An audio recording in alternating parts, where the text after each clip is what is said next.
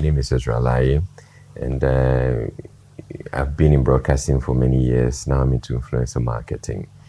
And but yeah, I make time. Broadcasting is my passion, so every now and then I make time to come. Let's have a conversation about it. So to help me with this very maiden edition, joining me for the conversation is Benjamin Offei and Komla Adom. They're going to introduce themselves pretty shortly. I'm not going to do the talking on their behalf. So Ben and Komla, you're welcome. Before we get into it, I want you to introduce yourself briefly. Start with you, Ben. Thank you, Israel. So I'm Benjamin Offei-Addo. I'm a finance professional, but also I'm a broadcaster. Okay. I have the rare opportunity of doing both in the same place currently. So that's a bit around me, especially when it comes to work. Okay. Yes. So essentially you're a broadcaster, which would mean that, and if you say you're a finance professional at the same time, so you're probably the chartered accountant for the media house where you work. That's correct. Or the finance manager, or... Yes. So I'm the head of finance and corporate services. That's a big man right Yeah, there. Small. And Komla. Yes, so I am Komla Adom. I am a journalist. I work with the BBC News Pidgin service. Okay. So let's start off with the workplace and why it's so critical that we bring up this conversation about mental health as it affects men mainly in the workplace. We know that women also have mental health issues. In fact, we all have mental health issues. But because as I indicated earlier, we're recording this in the month of June, we're focusing on men's mental health. Of course, we'll come to talk about the women, and I'd love to have some, lovely women seated with me, so it's not just a man's thing. Yeah. So Ben. So Israel, we find ourselves in a world where typically, at a minimum, a person is working 8 hours of their 24 hours in a day. They are spending about another 3 or more hours commuting to or from work. Yes. While they are away from work or going to or coming back from work. So for the people the commuting time, yes. If you happen to be in Kaswa and something happens on your road, yes, then you need to. I don't think the Kaswa people will be very happy, but that's okay. You see, and then the time you are away from work, you are spending time at home planning for or having conversations about work. So in essence, in a day, you spend close to about 60% of your time thinking about going to or coming from work. Okay. So if there are things that affect you, especially your mental health, coming from work, then it makes it very important a conversation to have. Because, especially, let me put it within the context of even a man, your success or otherwise influences everybody and everything around you. Yeah. So if you are not in the right frame of mind, everybody is losing. And so it makes it very important to have this kind of conversation, especially around this time with a number of things that are happening. I'm sure as the conversation wears on, it will become a lot more apparent why men in particular should be having these conversations when it comes to mental health. Yeah. Komla, have you wondered why we haven't really brought this topic all these years?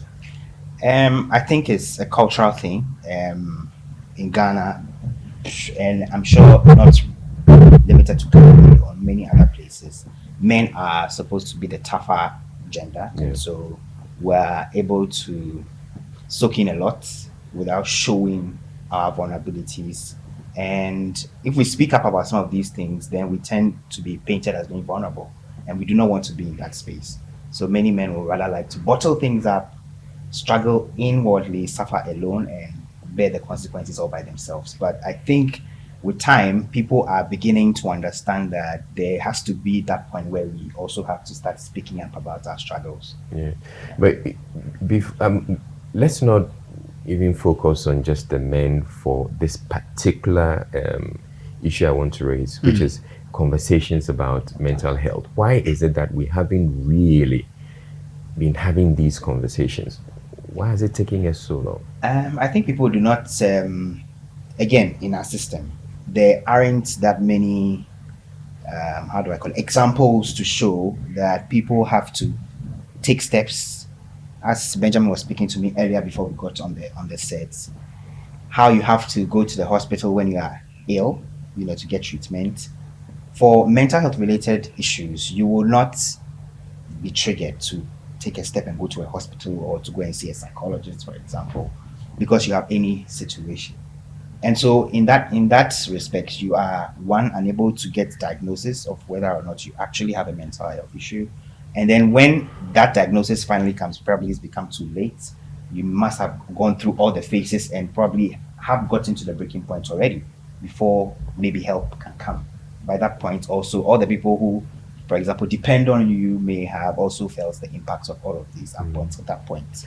Ben, you get a sense that it's probably because we're too poor, or we're so poor that we're thinking more about the bread and butter issues and relegating issues about health, and even mental health to the background. So interestingly, this is something that I spoke about, that even especially within organizational contexts, is it that they don't have money? That's why they may even organizations may subject their employees to situations which will actually trigger mental health conditions. And that's a question that I was asking myself. It is multifactorial, to answer your question. There's a societal issue where in our society, anything to talk about mental health is viewed within a very narrow point of psychosis.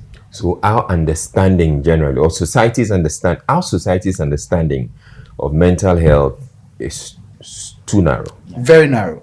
And it's viewed only from a point of you becoming psychotic, and so now you can't live with the regular Joe who say is composed of a sound mind. But mental health issues sit within a very wide spectrum. I mean, the fact that when I think about work, then I have trepidations. Yeah. That's indicative of some mental health issues. When you have to literally drag yourself out of bed so to work. it starts from the point where I don't have the confidence to be in that meeting because of the past experiences I've had sitting in that meeting with, let's say, that particular person. So that's one. There's the societal issue around it. There is the money issue, as you talk about, because in our scheme of things, the very basic, not yet attained, we think these things are highfalutin. Yeah. So let's not focus there. And then there's the other aspect where we want to show off us. We are tough. We're able to contain things when they do happen. And so I don't want to, and Komla was talking about the vulnerability issues. When you speak up about a thing, when you express a difficulty as far as your mental health is concerned, then you are considered weak. And I was saying that, in some places I've worked, the work gets so crazy, and sometimes you just get somebody shout at you. Certain people can go into the bathroom, the washroom, and go and cry. It becomes an opportunity of venting. Others can't try that because they will be viewed as weak. All right. And so the conversation around mental health have been going on, but in very secluded spaces, because once you dwell so much on that, it's like you are not of the right capacity. Because, for instance, if you're at work and let's say you're a high flyer, and one of the things that I've realized is the reward for good work More work. is more work. So if you're a high flyer, the tendency is that whoever is your superior is likely to be giving you more work. Yeah. You will take it on because you see it as an opportunity for progression, because we say, oh, this person is able to take on a bit more. You know, when I go for the interviews, one of the things that get to be said is, oh, I work best under pressure. You know, so you want to affirm the things that you said during your interview. Yeah. So you take those things on, and you don't want to show any form of negative effect on you by virtue of you taking on these things. And so you want to do more.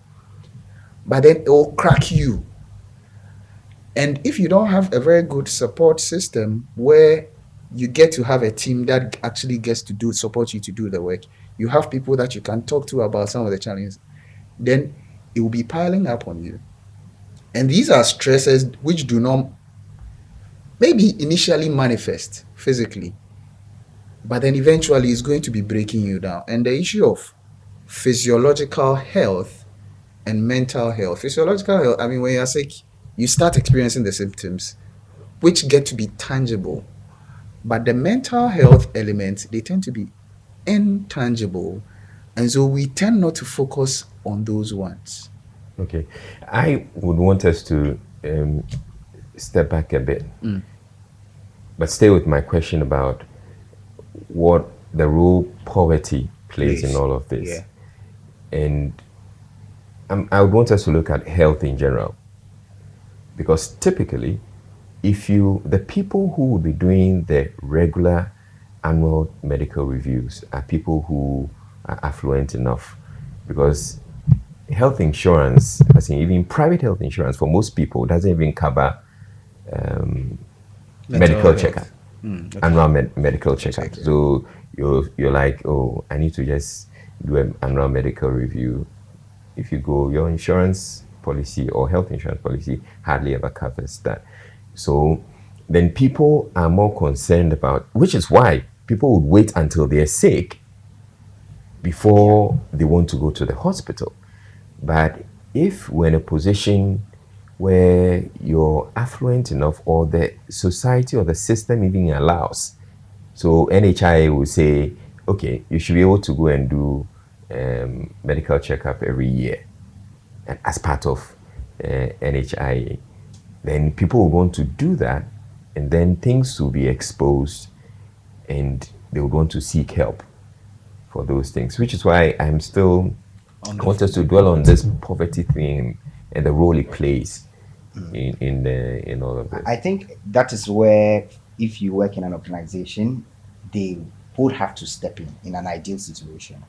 So, for example, if the company has a policy where you are entitled to like 3 months, every 3 months you go for that checkup, or every 6 months, if it is possible. Could even be a year.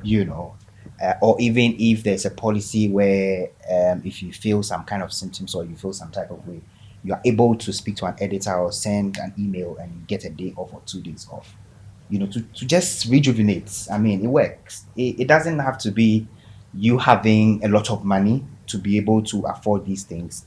At the institutional level, I think it should be a basic thing for many companies, properly so-called, to have some of these systems in place. So at the end, it is the output or the productivity of the workers that matters, right?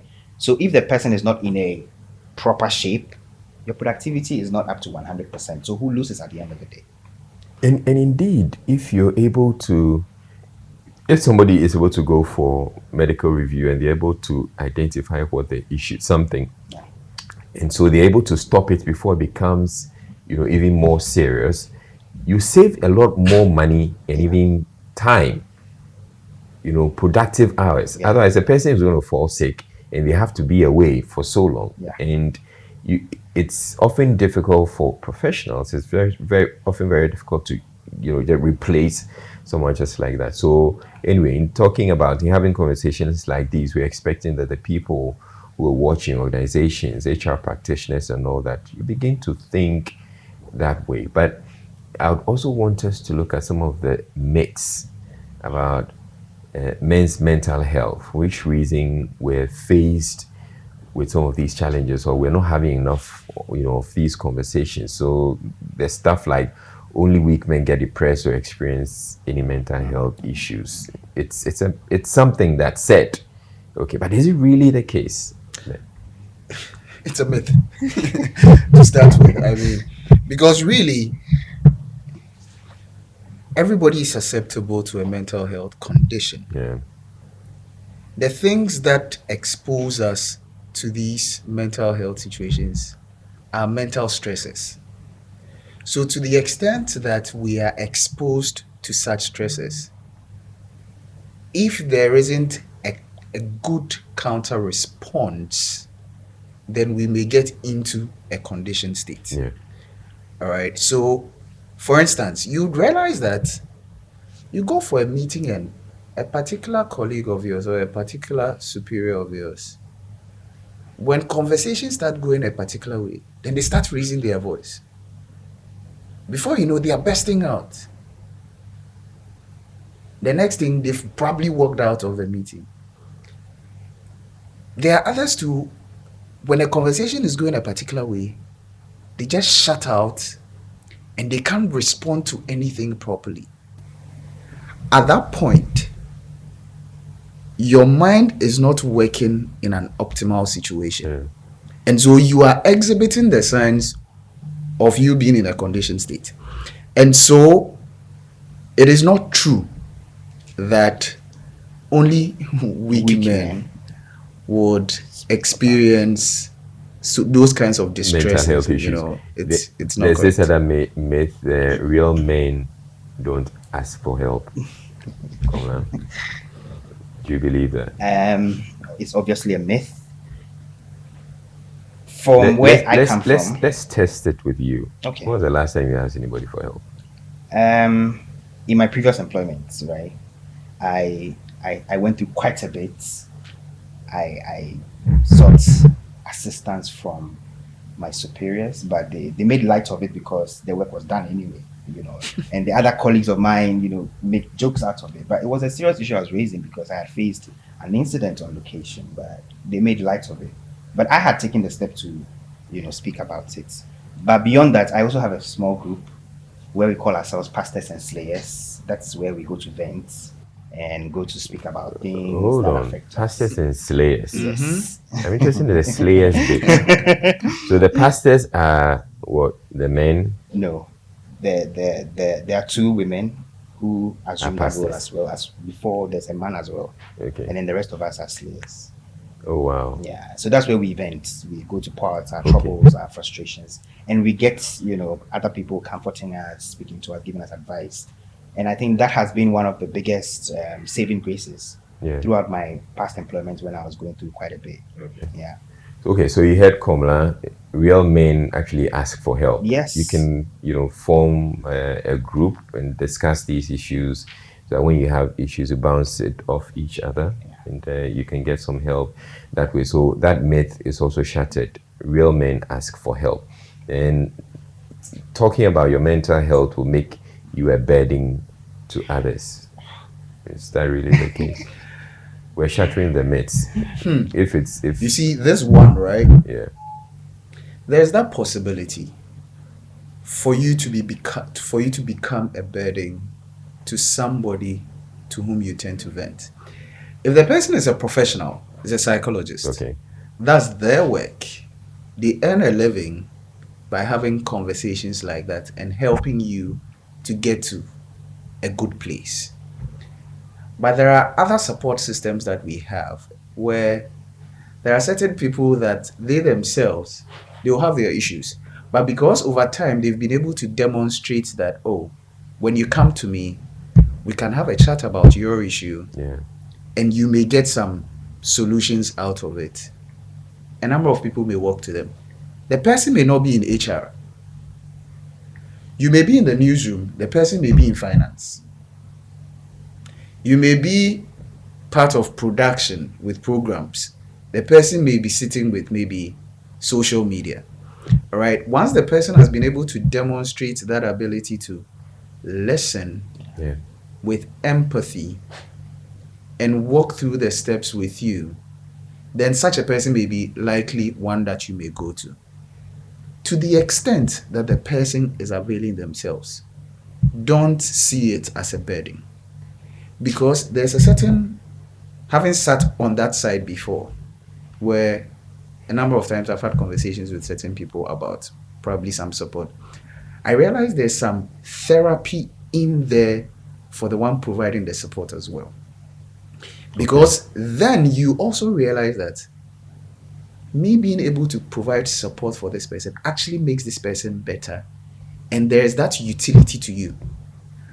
So you, the one seeking, shouldn't be looking at the one being sought as being burdened, because really, aside from the person spending time on you, the person is also getting an opportunity to be useful in ways that the person would also find very endearing. So don't consider it that if you are talking about it to somebody, then you are being a burden. And the other thing is that it's not everything that has to do with money. In this instance, somebody can just listen to you without offering you money or you asking for money to deal with a particular issue. Just merely opening that space to listen to you is a step in therapy. I agree with you, and it's not everything that's about money. Yes. That point is really crucial, because often you share your issue with someone and they just give you some idea because of some insights that they have, and it solves the problem for you. Yeah. And it will end up saving you so much money, and you're like, I never even thought about this. But all you had to do was for you to open up to someone. And the point you were making about when you speak with someone, that person you're speaking to often also gets help. Yeah.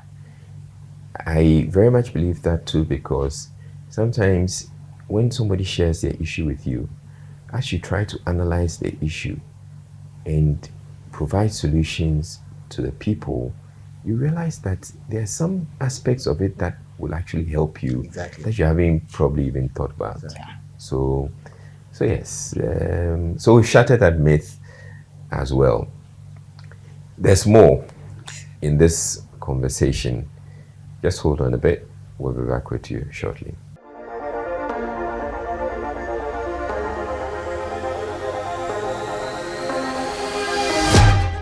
All right, so we've shattered some of the myths, and we're going to be shattering some more myths much later on, probably in another episode of DMN Comma. But right now, I want us to look at some personal experiences of stuff that have happened in the workplace. And Komla, who was working with a media house in the past, he still works with the media house, but he had other media house he was working with. You actually worked with a number. Yes, I have. Okay. So tell us, what was this experience, or what has the experience been like? You mentioned earlier that you had an issue, you had to speak with your editor. They didn't quite take it seriously. Yeah. So there have been a number of them, but top of mind, there was this assignment that I went on.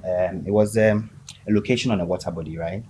And it was very far away, somewhere at Afram Place. And we were on the boat without life jackets. It was getting late, and we were returning from location. It was around 5:30 p.m. thereabouts, so it was getting dark. So on the boat, the outboard motor just went off, and we were stuck in the middle of the water. And we looked around, there was nobody. We could see nobody, absolutely nobody. And then the guy who operated the boats, who should have been giving us comfort, was saying, Jesus, hey, Dennis, Jesus. And I'm like, hey, if you, the operator, you are saying Jesus, then those of us who are visitors that were here and we've not been on the water before, what do we do? I mean, we're praying, my camera crew and I were praying, we're saying, this is not the way to die. 5:30. Yes. Yeah. Yes. So it was getting dark. It was getting dark. Okay. And obviously, the people who live around there say once the night is falling, the tides begin to rise. Right. So the water was now swinging us in the boats, going back and forth. We're raising our hands, waving to see if somebody could see us. Nobody could see us for almost like 30 minutes. So in that 30 So minutes, 30 minutes goes to 6 p.m. I thought I would die. Honestly, I thought I would die. And when I remember, I get emotional because when I am reliving the moment or telling the story, I now begin to see that, okay, it was actually bigger than I handled it at the time. It was a lot more serious. Yes, it was. So after some time, we raised our hands. Water was also entering the boat. So some of us were scooping the water out of the boat, and my cameraman had his camera, and we didn't want it to fall in the water. Yeah. It was like a big mess for 30 minutes before another boat was coming and saw that we were raising our hands, and then came by and then sort of tied a rope of our boat to theirs and then dragged us. So what to time shore. was this? This was after 6. So it had become dark? It had become dark. So when we eventually got back to Accra, I told my bosses about it, that this was the experience we had. It was terrifying because I'd never seen anything like that. You know, nothing was done about it. At the end, the story had to be done. So I worked on the story. It went, everybody was happy that the story had been done. In the end, the bottom line is to get the job done, right? So once the job is done, everything else doesn't matter. And occasionally I get these flashbacks, you know, when I see water, I get terrified. And recently, when the disaster in Nigeria happened and the actor, you know, drowned and died, I got flashbacks all over again because I was saying to myself, it could have been me that day on that water body, together with my cameraman and another colleague of mine who was a stringer at the time. We could have died without trace, you know. And beyond that, there's also another incident where we're covering a conference at the stadium. It was a political party rally to elect officials or executives of the party, and we had stayed all day, all night into the next morning, and the results were declared, people were sworn in, all of that. Throughout that process, if you have followed political rallies and coverages, you would realize that some of the security people tend to be high-handed and heavy-handed towards media people. Some of my colleagues had been beaten earlier in the day that I had seen, and so I was not a happy person throughout the process to the next morning. Even though I was still there, I had to cover the process. So we're just wrapping up, and I was doing a live piece to camera, and apparently some of my colleagues had an engagement with the leader of the police team on grounds, and she was unhappy about something that one of our colleagues had said. And because of that, she ordered the policemen to come and forcefully drive us out of where we were standing, which was where they had told us to stand anyway. So we're just standing where you had told us to stand. And these policemen came and they were just pushing and shoving everybody. And I said, you can't do that. I'm on live TV, you know, and that became a meme. Everybody was, you know, sharing that. But it was such a big deal for me because having worked in this industry for close to 10 years and knowing what sometimes these policemen could do and how they could twist the narrative, they could have manhandled me and said that I was either resisting arrest or I was carrying a weapon or anything else. If I wasn't on live TV then, perhaps they would have done something terrible to me, hit me in an area where I would not be able to recover. So I made this report also, and because it was on social media, people were laughing over it. Everybody in the newsroom also laughed about it. And it took a while to get over it, but yeah, we're here. How would that issue was handled, the two incidents? Yeah, so my expectation at the time I'm asking you this because you're now with the BBC. Yeah. And my understanding is that they take mental health very seriously. So I mean, so these issues will be handled very differently. How would they have handled an issue like this? So in my almost 1 year working with the BBC, the emphasis is always on the mental health and well-being of whoever, reporter, producer, whatever it is, because without being at 100%, you cannot be productive. So the BBC prioritizes the mental health. They could tell you if you feel at any point in a day or night or whatever it is that you are not mentally fit to do the job, just send an email, take some days off, fix yourself, speak to somebody, and stuff like that. That was my expectation. I did not expect that things would have changed drastically at the time when I was working in local media, but I just needed somebody to listen to me, one, to create perhaps some stopgap so that, for example, if you're going on location to water bodies far off, we could carry either a life jacket from Accra and take it there because it doesn't cost much. Yeah. Because in these local areas, you know that they do not have the life jacket, so they would not use them. So for us living Accra, going all the way, I mean, it's very basic to have carry a life jacket, for the crew of 3 people. I mean, these things would have been put in place. So the next person who is going to an area like that or any other related, zone like that could be protected, so that even if there was a disaster, maybe we won't die as soon as or as early as we should die without a life jacket. Maybe somebody could have saved us with the life jacket. We could have survived. I just thought something.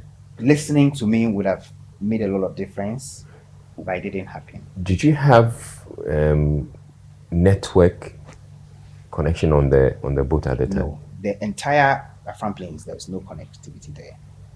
Talk less of being on the water. So nobody would have heard of us. That's why I said we would have died without trace. Maybe in the media they would have said maybe a journalist and 2 others perish on Afram River, like how we report it every time. Well, we thank God it didn't happen. Yeah. I want us to take a look at some scenarios, similar to your issue, and have a conversation about it and see how we should address some of these things when they come up. Of course, we're not professionals, but we would have some ideas as to how these things could be handled.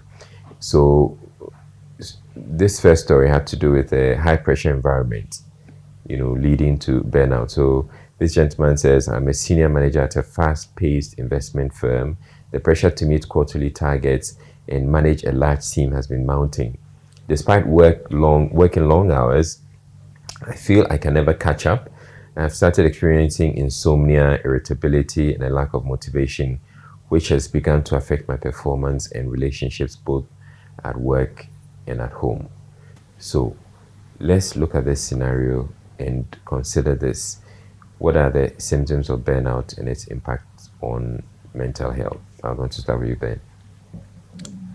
That's some really troubling situation Komla found himself. Yeah. But, when you look at the issue of burnout, and there's something I can relate to, I've also found myself, most part of my working life, in very fast-paced environments where there are the short-term targets that need to be met, some monthly, some quarterly, and then the annual ones, and then, of course, at the business planning level, maybe some even beyond a year. And managing a team that's supposed to be helping you deliver results, there are some of them which really sit out of your control, but then you are assessed based on some of them as well. So you hear that this gentleman, for instance, gets to a point where he feels he can never catch up, and he gets to a point where he's now experiencing insomnia. He's not able to sleep, and there are certain points where he lacks motivation. For you to be motivated to do a thing, you must have the sense of, 1, I have control over the attainment or the resources to help me attain the results. And because I keep on achieving, I'm excited about it, and so I look forward to doing it. Why will you experience insomnia? You are lost in thoughts of your inability, and so you cannot sleep. Sleep, which is supposed to be relaxing, has now become a chore for you. You have to probably start taking some of these pills and all that. So burnout manifests in these ways. You lack motivation. I don't know if it's ever happened to you. You have so much to do such that you just look at all of them and you do nothing. Yeah. So once you feel you are incapable, you lose the motivation. But you know that you still be assessed based on that, and it gives you troubles. You are not able to sleep, and it will move on to now affect how you relate with people. You become very impatient. I had an experience with a senior colleague sometime in previous employment where she was telling me that, Benji, Just 2 days ago, I was talking to one of my daughters, and I kept on asking them things, and they seemed very unhappy, as well as even her spouse. And when she had gone to sit by somewhere, one of her daughters just walked up to her and asked, "Mommy, have we done something to you?" And it hurt her really, to the point where she now started thinking, I was not always like this. The work had made her like that.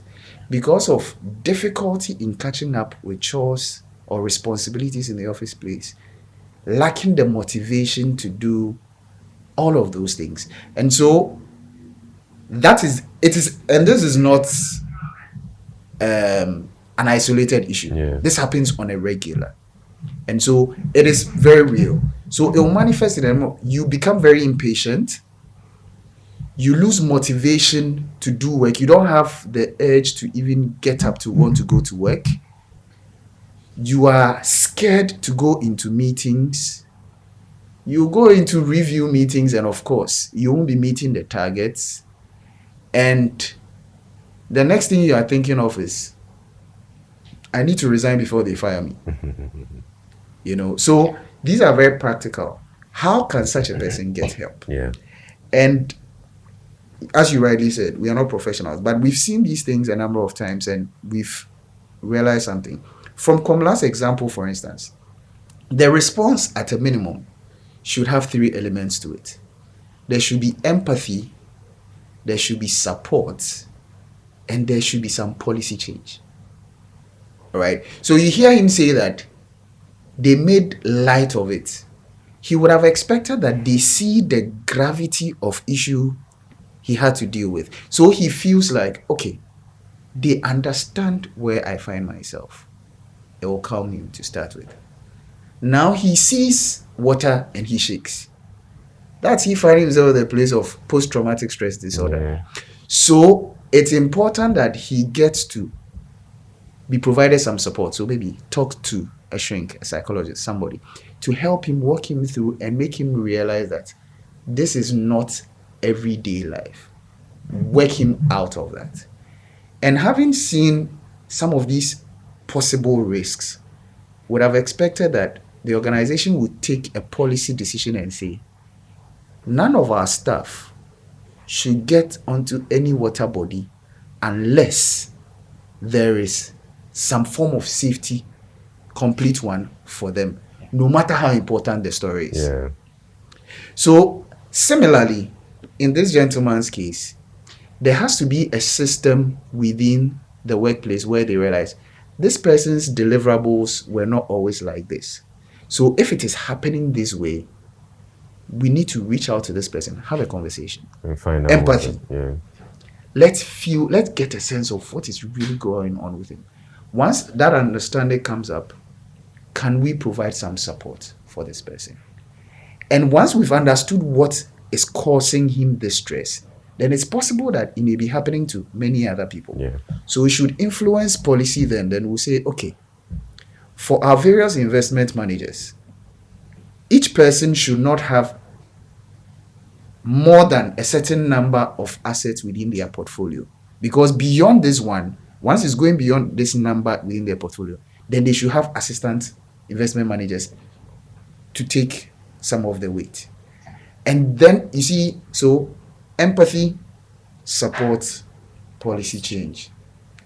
You should work around. Right. So Benji, you've given us some, fantastic ideas as to how to approach this. I would want to hear from you, Komla, as well. What are some of the practical solutions that you think we can, adopt to help these situations? I would think beyond seeking the expert view that's seen a psychologist or any related, professional at our level, the basic thing we could do is to speak to somebody. I mean, it could be peer support groups, it could be, somebody in the Like workplace. pastors and slayers. Of course. As for that group, ride or die, that group, ride or die. Yeah, they've been there for most of us, not just me. Some other colleagues also have had episodes and things that they've gone through. And we've been there for each other. And that's how we've held each other down at our level without having us break down, completely. So I think that is very important. And then speaking to somebody at the workplace, if the workplace does not have a system where you could report, any concerns that you have to anybody, maybe at the barest minimum, then for the newsroom, perhaps the editor should be able to listen to you at least. I mean, and where I work now, there is a system where if you have had a history of, some traumatic experience, especially in locations, when they are assigning, they ask, and then you say that, oh, you've been through this before, and so you do not want to, because of your experience, be reminded of your trauma, so they would not assign you to a location like that. That will bring flashbacks. So I think that should also be adopted by media houses. I mean, it's the barest, because there are other people who can do the work, right? You're not the only one. So you see, it's very convenient for you to say what you're saying. No, but this is but Benji and myself. No, I'm just saying Benji and me, we are, if the two of us are in the same office as reporters, and I've had an issue, Benji is there. So you can assign Benji to the place, because I am raising an issue that when I get there, I will get flashbacks and I will pass out. Okay. And Benji doesn't have that. So I'm listening to what he has to say. I'm saying it's very convenient for you to say that. But for most media houses, in fact, for virtually all media houses in Ghana, they're understaffed. Exactly. That's true. They don't have enough personnel. Exactly. Because if the more people they add on to the team, the more they would have to pay them. Salaries are already very low, and so they feel that, and people are clamoring for higher wages.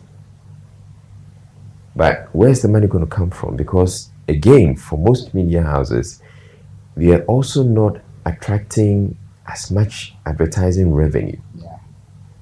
Indeed, we can have a conversation. I can tell you that many of the media houses in this country are struggling. Even the top I media think houses. My orientation changed when I left the company. Yes. It's so convenient for you to figure out. You being a finance guy, I'm sure you know. So, Israel, even before I got into the practice of broadcasting, I had worked with the media. So I was an auditor. So I audited some media houses, some of the very big ones in this country, So you get to see the challenge when it comes to headcount. And aside from performing financial audits, there are the operational audits, which are sometimes special purpose, all right? And you see some of the issues that come up. You realize that people are struggling. Indeed, I carried out researches I've been working with. We had an Africa outlook of the entertainment and media space, and you'd realize that the Ghana problem is real, especially when it comes to revenue issues and even they being able to collect on that which they've even earned by way of revenue. And you see that traditional media, radio and TV, although growing, are increasing at a decreasing rate. But then you realize that digital media, for instance, is rather increasing at an increasing rate. So the direction is shifting. So a lot of traditional media houses are losing revenue, which is now being eaten by some blogger or vlogger sitting on a certain platform. And I want to believe it influences even your direction. All right. So we know how the space is. So there's a lot of stress on the managers of the organization. Guess what, Komla? The news editor sitting there probably is reporting to the CEO, or depending on the structure, will probably be reporting to general manager, or will be sitting on the executive committee himself, or whatever the case may be. The organization is seeing you as a heavy cost center. And so your team members wanting a bit of easing, there's a lot of pressure being mounted upon you that you're spending too much on your people. And yet your people are keeping on asking for raises. You should be able to optimize your resources. So you thinking that, because I have mental health issues, you should ease me of this period. Once that is happening, anybody else who is staying is in big trouble. Because now they have to do what they are already considering too much. They have to do it at a higher rate. So you realize that digital media, for instance, is rather increasing at a decreasing rate. So the direction is shifting. So a lot of people are struggling. and add on. So there's a poverty problem when it comes to our space, Yeah. our country. And it's not just media, it's every organization. Every organization is looking for ways to cut down on cost. But what I would say, both as a finance professional and being in the operations, the thick of it, the broadcasting, is to let media organizations or all organizations realize that what we should be focusing on is the value conversation as opposed to the cost conversation. Because really, if you keep Komla, who is experiencing PTSD, on a particular assignment which is going to further trigger him, you won't get the value. You would have incurred cost to send him there. Yeah. You won't get the value. You may have to send somebody else there. That is additional cost. That is also lost time. So even leading with the news, you would have lost it. All right? If you need to make an intervention that will get things really quick, that means you may have to pay a premium because time is of the essence. So how about this? Let Komla get some help. After that particular episode they had, they fixed that PTSD properly. Subsequently, Komla can go on that same assignment and will be fine. So we should be less short-termist in our view of what our money problems are. Because really, it will get worse if you try to cut the corners now. Yeah, it's true. It's going to get worse if you try to cut the corners now. It's been an interesting conversation. I'm sure there are lots more issues that we would have to discuss, but we'd have to, pause at this point. But the conversations will continue, and I'm expecting that the conversations will continue in your homes and on social media.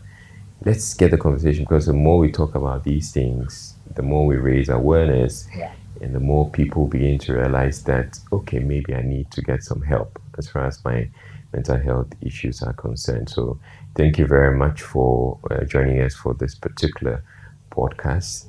There'll be more coming. My name is Laryea, and I've been here with Benji and Komla Adom. So this has been Dear Men, and remember to subscribe to this podcast and share. See you again on another episode.